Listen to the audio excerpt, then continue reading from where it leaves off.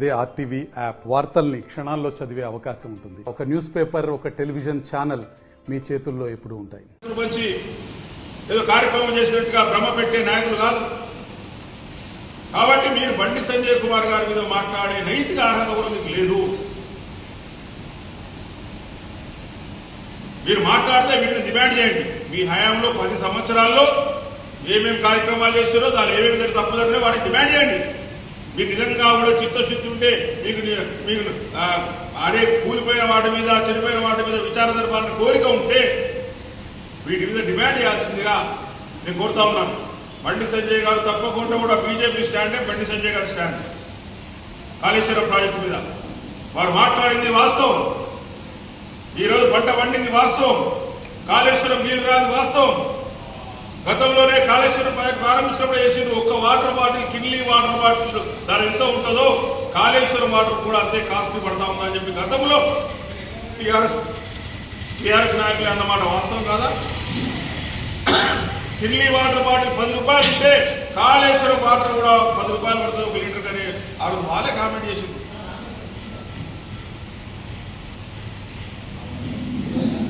కాబట్టి ఎక్కడ తప్పు జరిగినా, ఇక్కడ అవినీతి ఎక్కడ జరిగినా కూడా విచారణ చేయాలని చెప్పేసి కోరడం వాస్తవం.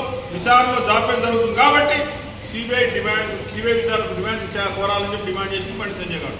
కాబట్టి మీరు బండి సంజయ్ గారిని క్రిటిసైజ్ చేయడంలో ఏ మాత్రం అర్థం లేదు, ఏ మాత్రం కూడా సమంజసం కాదని చెప్పి తరగతి తెలియజేస్తాం. విచారణ ఎదుర్కోవాల్సి వచ్చిందంటే దానికి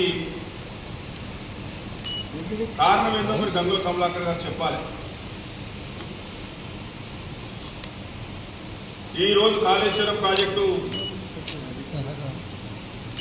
గత 2 సంవత్సరాల నుంచి ఏ విధంగా ఉందో మనందరికీ కనబడతా ఉంది. ఈరోజు 2 సంవత్సరాల నుంచి కాళేశ్వరం ప్రాజెక్టు వాడుకలో లేకపోయినప్పటికీ కూడా తెలంగాణలో ముఖ్యంగా ఈ ప్రాంతంలో ఏ విధంగా పంటలు పండినాయి అనే విషయాన్ని వారు స్పష్టంగా చెప్పడం జరిగింది. మరి కాళేశ్వరం ప్రాజెక్టు లేకపోతే మీరు మనిషి ఇంటింటికి ఉన్న ట్యాంకర్ ద్వారా మంచి వాటర్ సప్లై చేసినారా? మరి గంగుల కమలాకర్ గారు చెప్పాలి. పంటలకేమన్నా ట్యాంకర్లు పెట్టి నీళ్ళు సరఫరా చేసినారా గంగుల కమలాకర్ గారు కానీ, బీఆర్ఎస్ పార్టీ కానీ? ఈరోజు ఎల్లంపల్లి ప్రాజెక్టు ద్వారా ఏదైతే పైనుంచి వచ్చినటువంటి వాటర్ ఉన్నాయో,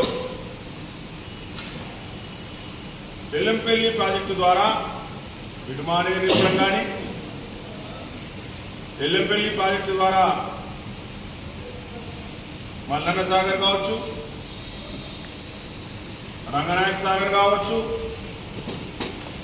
ఇంకా కింది ప్రాంతానికి కోదాడ వరకు, లోవర్ మానేరు డ్యామ్ నుంచి సూర్యాపేట కోదాడ వరకు కూడా నీళ్లు పోయిన విషయం వాస్తవమా కాదా? మరి ఈ నీళ్ళు ఎక్కడి నుంచి వచ్చినాయి? 2 సంవత్సరాల నుంచి కాళేశ్వరం ప్రాజెక్టు లేకపోయినప్పటికీ కూడా ఈ నీళ్ళు ఎక్కడి నుంచి వచ్చినాయి అనేది సమాధానం చెప్పాలి గంగుల కమలాకర్ ముందుగా. ప్రాజెక్టు కట్టడంలో ఎవరు తప్పట్టడం లేదు.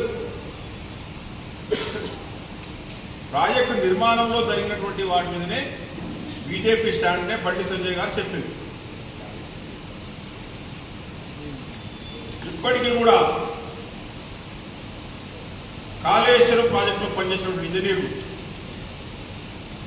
ఏ విధంగా అవినీతి నిరోధక శాఖకు చిక్కుతా ఉన్నారో కన్న ముందు కనబడతా ఉన్నది. 100 కోట్ల ఆస్తులతోటి అధికారులు ఏ విధంగా పట్టుబడుతున్నారో ప్రజలందరికీ కూడా కళ్ళ ముందు కనబడతా ఉంది. మరి ఎక్కడి నుంచి 100 కోట్ల రూపాయలు మరి అధికారుల చేతులకు వచ్చిందో మరి గంగుల కమలాకర్ గారు సమాధానం చెప్పాలి. చిత్తశుద్ధిని శంకిస్తా ఉన్నాం, వాస్తవం అది. ఇప్పటి వరకు చర్యలు తీసుకోపోవడానికి కారణం ఏంది?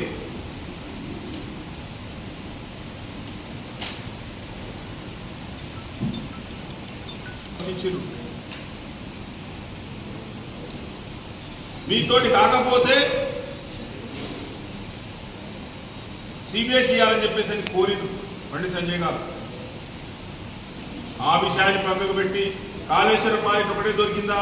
ఆడ సుంకిశాల కూలిపోయింది, ఆడ ఎస్ఎల్బిసి కూలిపోయింది, ఆడ ఇంకేదో ప్రాజెక్ట్ కూలిపోయింది. వాటిని ఎందుకు విచారణ చేస్తలేరు అని చెప్పేసి గంగుల కమలాకర్ గారు అంటా ఉన్నారు. విచారణ చేయాల్సింది ఎవరు? బండి సంజయ్ గారు కాదు కదా, రాష్ట్ర ప్రభుత్వం కదా. రాష్ట్ర ప్రభుత్వాన్ని అడగాలి మీరు ఆ ప్రశ్నలు. రాష్ట్ర ప్రభుత్వాన్ని డిమాండ్ చేయండి మీరు ఆ ప్రశ్నలు.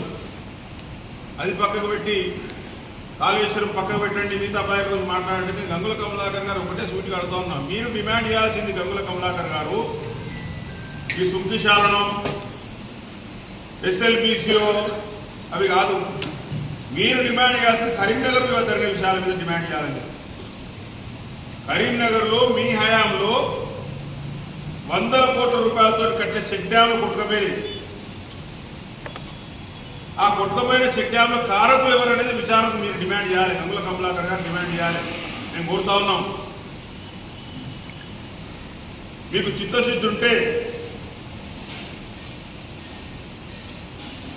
ప్రాజెక్టులు సక్రమంగా నిర్మించాలనే ఆలోచన ఉంటే కరీంనగర్ నియోజకవర్గంలో కట్టిన చెక్ డ్యాంలు ఎన్ని కట్టిండ్రో, ఎన్ని కొట్టుకపోయినాయి, ఎందుకు కొట్టుకపోయినాయి, ఆ కొట్టుకపోవడానికి కారణం ఎవరు, ఎంత ప్రజాధనం దుర్వినియోగం, వాటి మీద విచారణ చేయాలని మీరు డిమాండ్ చేయాలి.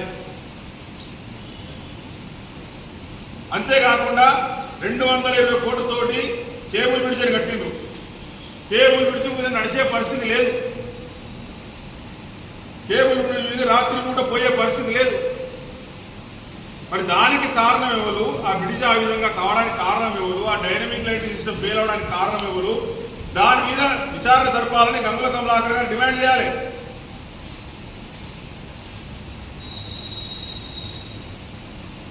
అంతేకాకుండా గత 4 సంవత్సరాల నుంచి మానే రివర్ ఫ్రంట్ అని ఊరిస్తూ ఉన్నారే. పనులు నత్తనడక నడుస్తూ ఉన్నాయి, పనులు నాణ్యత లేకుండా నడుస్తూ ఉన్నాయి, పనులలో ఎక్కడ కూడా క్వాలిటీ లేదు. డ్రైనేజ్ నీళ్ళు ఇప్పటికీ యథావిధిగా మానే రివర్ ఫ్రంట్ ప్రాంతంలో కలుస్తూ ఉన్నాయి. అధికారులు అంచనాలు సరిగా చేయలేదు. డ్రైనేజ్ నిర్మాణానికి టెండర్లు ఇచ్చారు, దానిలో సివరేజ్ ట్రీట్మెంట్ ప్లాంట్ పెట్టలేదు. ఈ కార్యక్రమాల మీద మీరు విచారణ జరపని కోరాలి.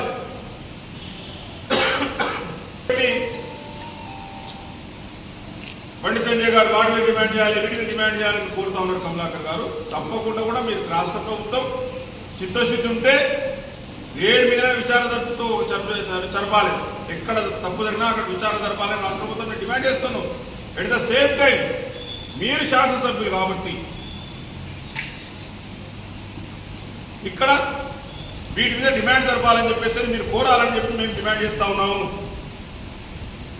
మరిన్ని వీడియోస్ కోసం ఛానల్ ని సబ్స్క్రైబ్ చేయండి, లేటెస్ట్ అప్డేట్స్ కోసం వాట్సాప్ ఛానల్ ని ఫాలో చేయండి అండ్ లింక్ డిస్క్రిప్షన్ లో ఉంది.